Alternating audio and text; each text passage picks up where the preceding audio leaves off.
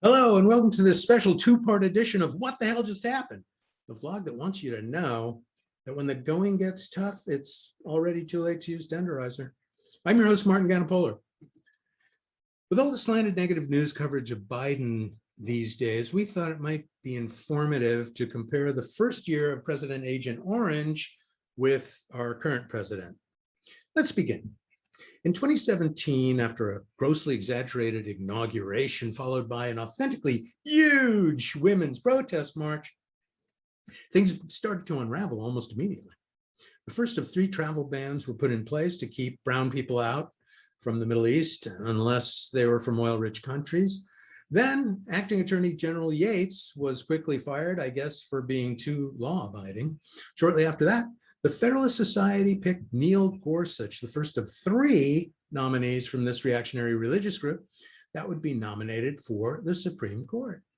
At this point, there was a lot of hoo-ha about Russian meddling in our election, which resulted in the traitor Mike Flynn being fired as National Security Advisor. Then, FBI Chief James Comey met with the soon-to-be impeached president to warn him about, guess what, Russians meddling in the election. The Orange Eminence got so much bad press for all of this that he decided a distraction was necessary. So he ordered the bombing of Syria, Afghanistan, and Iraq with what he called the mother of all bombs. This takes us up to May 2017, where the largest tax cut in history of over $1.5 trillion was enacted and signed into law. This Ponzi scheme was then celebrated in the White House Rose Garden amid much giddiness and backslapping. The morally bankrupt head of state was so emboldened by all of this that he fired James Comey 2 days later. Comey found out about it by reading it in the New York Times. So much for that apprentice-style in-person pronouncement, "You're fired." 2 days later, the president met with top Russian spies in the White House, in the Oval Office, where he told them none of them had to worry about being investigated by Comey anymore. As a gesture of goodwill, he also shared some top secret Israeli intelligence with the Russians. And there was much giddiness and backslapping in the White House that day too. The new Attorney General, Jefferson Beauregard Sessions, immediately recused himself from acting on any of this Russia mishigas because he was up to his neck in it. But his assistant, Rosenstein, then named a special prosecutor, Robert Mueller, to investigate this Russia thing. This all rattled the president so much that he stayed up all night, finally tweeting the word "covfefe" to his millions of followers. Knowing that he had to once again seize the headlines, the manhandler-in-chief withdrew from the Paris Environmental Accords and then told the press on Air Force One that his son met with Russians to discuss adoption, not election tampering.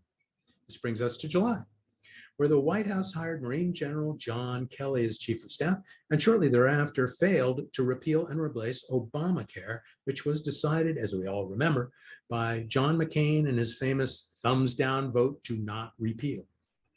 Knowing this looked bad, the dumbest president in history took to threatening the North Korean dictator with words like fire and fury. A few years later, of course, he would confess that he had fallen in love with the commie dictator Kim. A week later, Nazis marched in Charlottesville, Virginia, killing a counter-protester. This cancer of a president then called the Nazis some very fine people during a press conference. In the background, we saw Chief of Staff General John Kelly looking down at his feet, massaging his forehead as the boss made these mindless, racist comments. To regain momentum with the press, the president immediately repealed the Dreamer Act, which protected children of undocumented immigrants who had lived here all their lives. In late September, the giant Hurricane Maria hit Puerto Rico. Trump blamed the island for being unprepared and then threw rolls of paper towels to the Puerto Ricans who had gathered to hear him speak. A month later, Secretary of State Rex Tillerson held a press conference to support his boss, but would not deny that witnesses had heard him call the walking disaster of a president a, quote, fucking moron, end quote.